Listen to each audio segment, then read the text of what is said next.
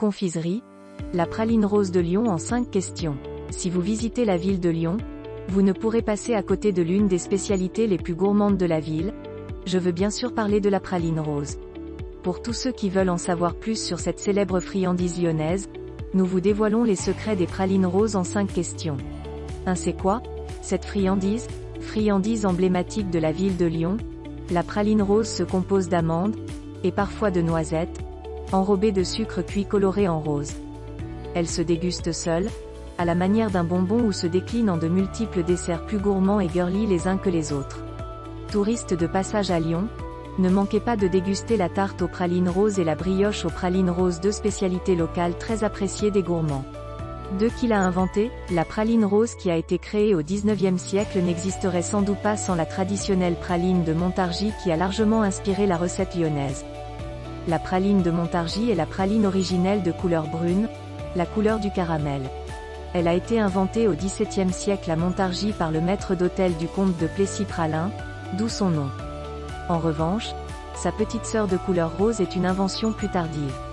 C'est une aubergiste de Saint-Genis-sur-Guiers en Savoie qui aurait créé la toute première brioche ornée d'une praline rose au XIXe siècle.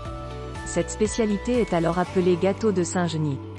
Les pralines roses auraient été adoptées par les Lyonnais par l'intermédiaire de ce gâteau, même si on ignore qui précisément a eu l'idée de colorer des pralines en rose.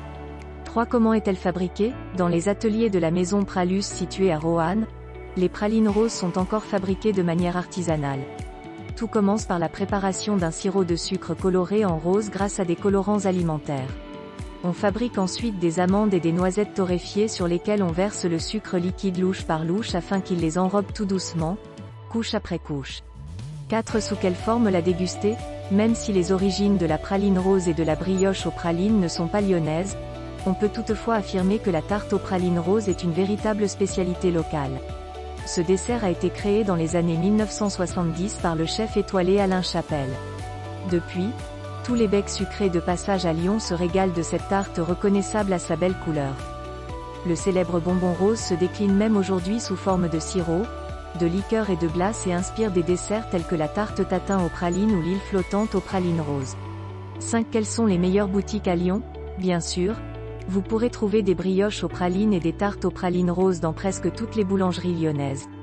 Néanmoins, la brioche la plus réputée est la praluline de chez François Pralus, un maître pâtissier et chocolatier qui possède plusieurs boutiques à Lyon. Pour déguster la tarte aux pralines, l'une des adresses les plus connues est la pâtisserie à la Marquise située au 37, rue Saint-Jean au cœur du Vieux-Lyon.